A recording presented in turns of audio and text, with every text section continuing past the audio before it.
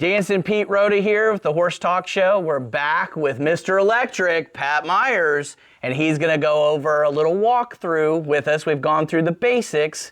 Now, let's have his eyes on it. Just like if I was walking through your barn with your horses, I'd be like, ooh, I see something with that horse. I see something with that horse. Pat's going to show us what his eyes and his awareness is looking for.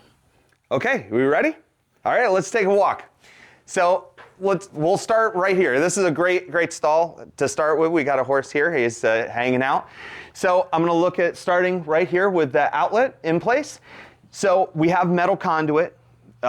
It's actually done very well, but one of the things I did notice is the fittings on it are not weather resistant. They use standard set screw type connectors. What we look for is the connectors. They actually are marked with blue, and they have 3 different seals to make sure that water is not getting into that system. Wow. So we want to make sure that that's taken care of. All I see is an outlet. Yeah, that's it. Well, right now, that's it. That's what's there. So that's a great observation because it's just an outlet. We've talked about having GFCI protection.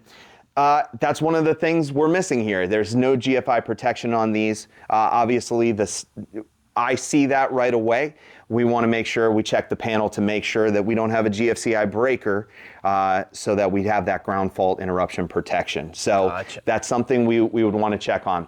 The fans are nice and high. The one thing I would suggest is going with a sealed motor fan. Now, the difference is most times we got these pointing into a horse stall that's full of shavings and full of hay. Having a sealed motor means nothing's getting inside that motor. And there's always, when a motor kicks on, there's always a little spark. It's nothing to be worried about. But with a sealed motor, there's no chance of dust, debris getting into that motor that can cause some sort of. You can see this is the barn I'm at. So I haven't taken care of the dust part, so I'm sure Pat's over there going, yeah, not looking good. Pete, I don't care how clean the barn is, you get dust on stuff. Right. It's gonna happen. So that's just something to be aware of, making sure that, there's gonna be dust in a barn, so we wanna make sure fans are sealed, they're taken care of, and it's just like anything. If the tires on your truck, the tread starts to wear down a little bit, you want to replace them. Yes, sir. Same thing with a fan. You see the cage on the motor is a little rusty or something like that.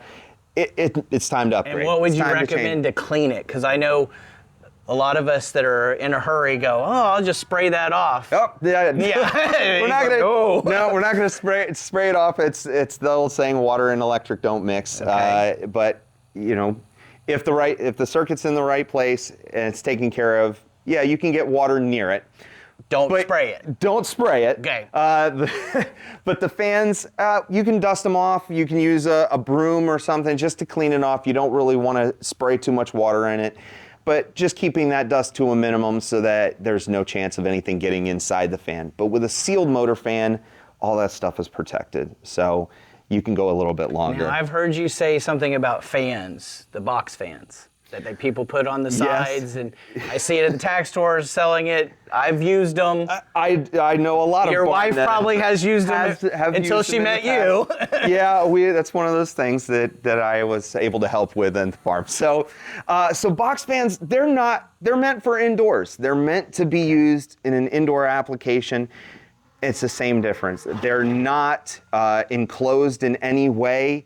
They are completely open. So water can get in them, dust can get them in them, and really most people strap them to the front of the stall and they're blowing right into the stall. So all that dust, all that debris gets into the exposed motor and blows right into the stall where realistically you have kindling in there. You have, we're starting a fire. Yeah, it's all of the right ingredients for things to go wrong, and we try and stay away from that. Gotcha. So keeping those fans up high and then keeping them with a nice sealed motor so that you're having the recipe for success. And then you have that cord with that box fan too. Yeah. I heard you say that. Oh yeah. And reach out and grab somebody.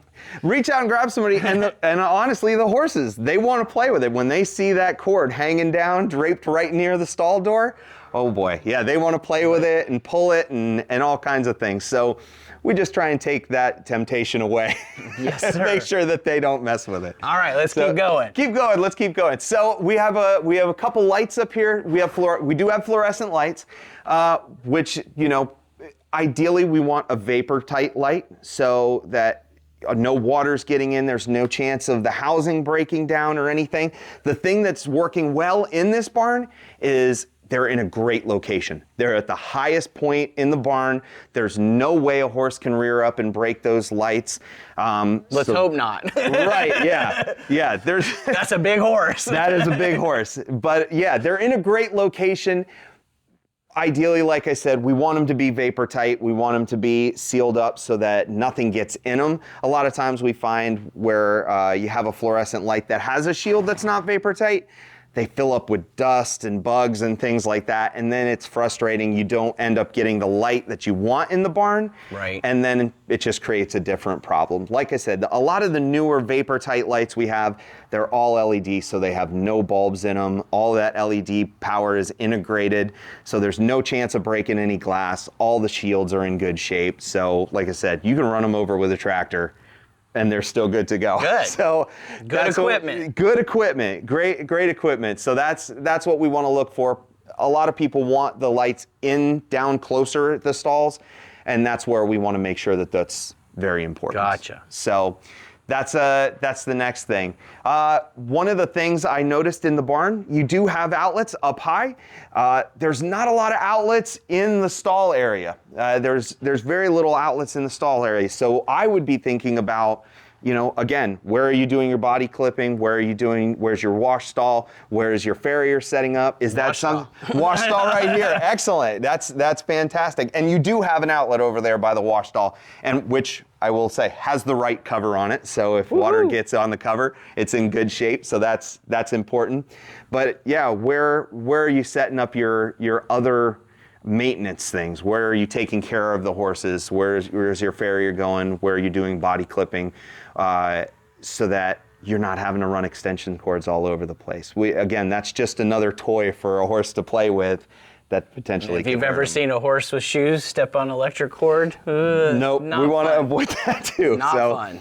Yeah, so that's really the things I would be looking for when I'm walking through a barn just like this, trying to see where our future problems could be and how we can get ahead of them. All right, well, that's another big tips that Pat just gave to us, so we'll be back with another one.